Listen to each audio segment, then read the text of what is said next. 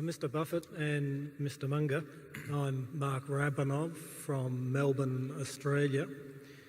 I just wanted to ask you, how do you judge the right margin of safety to use when investing in various common stocks? For example, in a dominant, long-standing, stable business, would you demand a 10% margin of safety?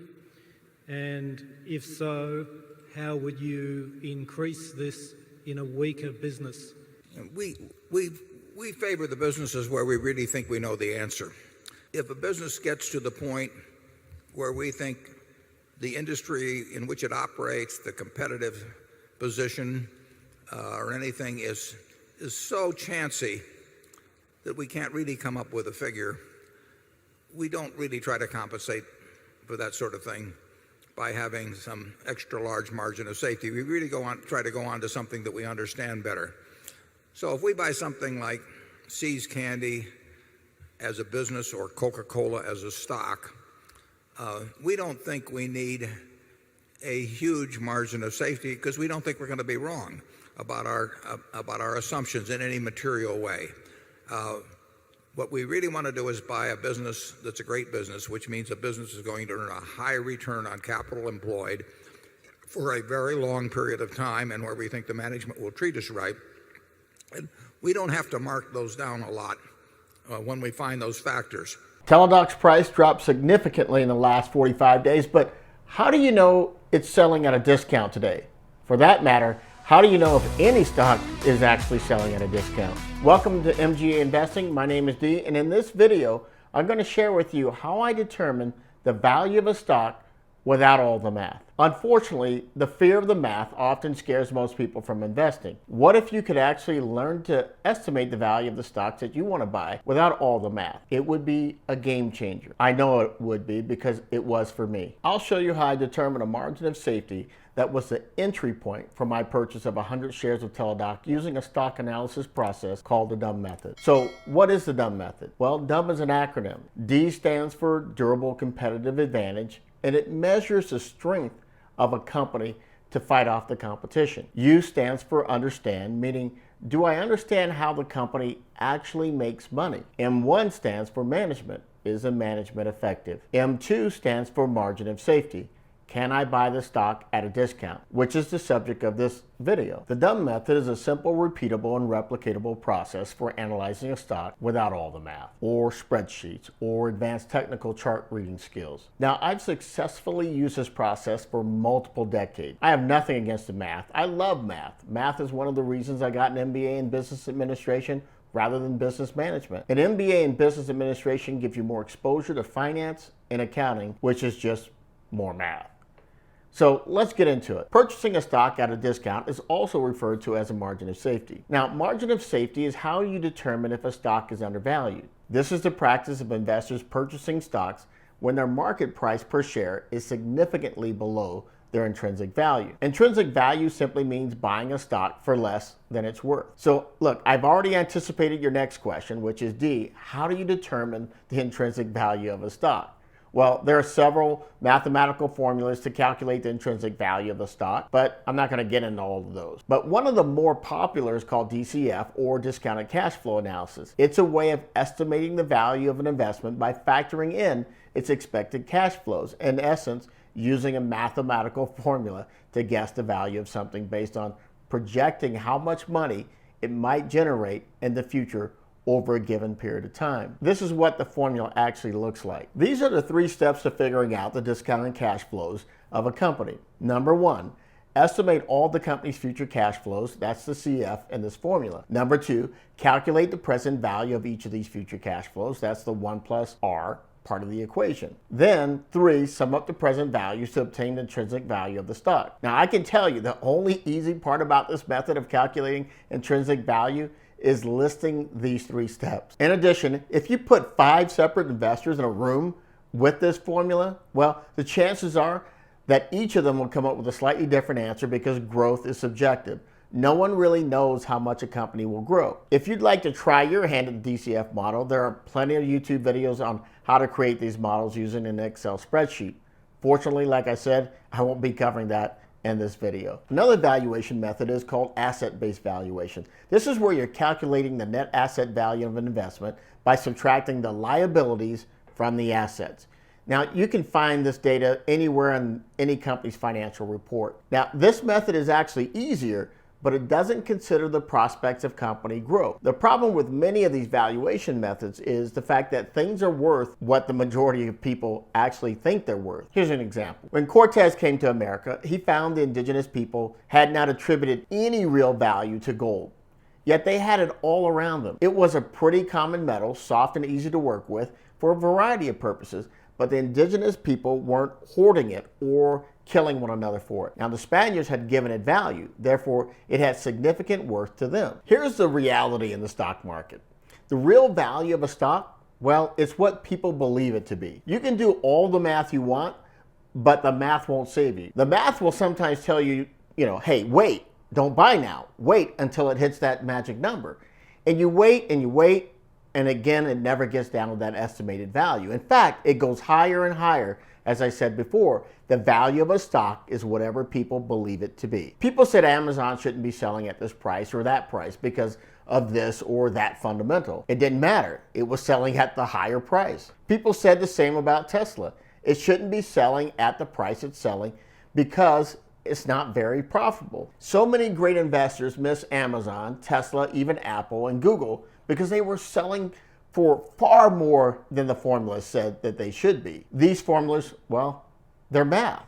They're not a crystal ball. I know from personal experience, I missed several good buying opportunities on stocks early as an investor, waiting for the stock price to get to that number that the math told me was intrinsic value or margin of safety. There are several reasons the math doesn't add up. The math works a little differently in the economy where companies have access to money at near 0% interest, which drives a lot of bad business behavior. It also works a little different, well, when companies are juicing their price per share by buying back their stock at some of its highest historical prices to reduce the number of shares on the market, therefore increasing the price per share of all the remaining shares. Now, this only adds value to the shareholders, but does nothing to improve a company's productivity or its competitive advantage in the marketplace. So the math gets kind of funny under today's financial environment. Here's how I get to a value that I feel comfortable with investing in a stock that I'm most interested in. Here are some of the things I think about when I'm trying to determine a margin of safety or an intrinsic value of a stock. Number one, I think about what is happening in the market or sector right now. Is it hot? Is it overheated? Is the trade crowded? You have to get away from the emotion of the investing. Emotions will kill your investment portfolio. It will have you buying and selling when you shouldn't. Number two, is it a well-run company as defined by the dumb method? Is it for some reason or another more or less popular beyond what is normal? If everyone is talking about it, it is probably very popular and you should proceed with caution. If all the news is negative but the fundamentals are right, based on the dumb method, I may want to take a closer look at it. The market goes manic a few times a year and puts various good companies on sale all the time for no reason. At times, some stocks become more popular. Well, look at what happened to the price per share of Teladoc once Cathie Wood, CEO of ARK Invest, publicly mentioned Teladoc as one of her premier stock picks back in December 2020. Number three, another thing I think about is whether the stock price is inflated or deflated by the current financial environmental impact. Look at what happened once the COVID-19 shutdown happened. Teladoc was lumped into the stay-at-home stocks like Zoom and Peloton, and it shot up 35% or more. It also tanked just as quickly once there was a horizon in sight of life returning back to normal as more people were vaccinated. Add to that, the fast money started chasing so-called value stocks that dropped in value back in March, April, and May of 2020. Number four, you have to ask yourself, is it possible there's fat in the price per share? What was Teladoc stock selling at before these financial environmental impacts? Now, I've wanted to buy Teladoc for some time, but the timing wasn't right. So I didn't buy at the time. I liked its future possibilities, much like my Tesla purchase. I kept it on my radar, waiting for the opportunity to buy, but then Cathie Wood influenced the price, which inflated the price a bit. Then COVID-19 hit, and it became one of the hottest growth stocks on the market, so I had to wait, which also made the stock untouchable for at least for me, until recently. So I waited patiently for the stock to retreat to some level I would feel comfortable buying the stock, using an averaging down strategy to ease into the position, which would permit me to increase my upside while managing my possible downside risk. In the words of Monish Pabrai, author of Dando Investor, heads you win, tails you lose a little. This is what is meant by margin of safety. Number 5, just because a stock price is down doesn't mean it's a good price. And just because it's up doesn't mean it's a good price. Here's the situation. I began buying Apple back in December 2015. The stock price had begun to stall and then dip as analyst after analyst expressed the end of Apple. They said Apple was no longer innovating. They felt the stock was overvalued. I acquired over 800 shares of Apple between December 2015 and December 2018 for just over $25,000. That today is worth nearly $110,000. Now, did I do some DCF calculations to determine the optimum price to buy the stock? No. I noticed a pattern with Apple and Wall Street analysts. They don't like Apple because Apple refuses to play the quarterly earnings race.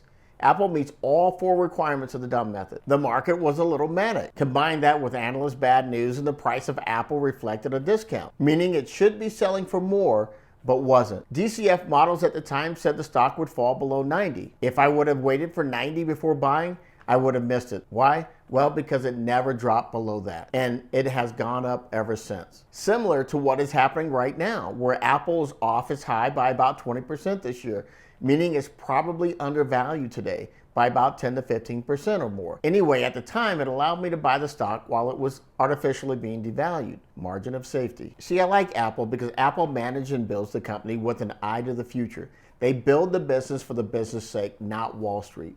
So when Wall Street goes sour on Apple, well, I look for opportunities to buy. But I view those buying opportunities through the lens of the dumb method to keep my emotions and my personal biases in check. So don't let the math stop you. Ask yourself some of these questions I just shared with you. When you're thinking about buying Teladoc or any stock for that matter, ask yourself, are you buying it for 5 minutes, 5 hours, 5 days, 5 months, 5 years? I have a longer time horizon on some portions of my portfolio, so starting to average down the stock at about 171 was a good start for me. When you're thinking about buying a Teladoc or any stock for that matter, ask yourself, are you buying it for 5 minutes, 5 hours, 5 days, 5 months, or 5 years? I have a longer time horizon on some portions of my portfolio, so starting to average down in the stock at $171 was a good starting point for me. So determine your time frame and let that help you guide your decision. If I bought Teladoc with a 5-month horizon, it was certainly the wrong move at $171 a share, and it's now selling for $140. I'm looking 3 to 5 years from now. I understand that some hardcore investors are going to light up my comments below because I said I don't factor in math in my buying decisions, and I'm fine with that. This process has worked well for me. Find something that works for you and commit to using it consistently. When dealing with volatile growth companies, consider what percent it will be of your overall portfolio if you bought it. If it's a significant portion of your portfolio and you have a 3 to 5 year outlook, you may end up tying up valuable investment dollars that could have found better opportunities with better returns in a much shorter period of 2 to 3 years. Look to have balance in your investment portfolio. So what's the value of a stock? Well, at the end of the day, it's worth exactly what people think it's worth. My margin of safety is based on, number 1, where's the stock price today relative to the financial environment that I'm currently in? Number 2, I apply the dumb method to remove the emotions and bias from my decision making. And number 3, I ask myself, based on the information I have today, could the company be worth 15 to 20% more 3 to 5 years from now?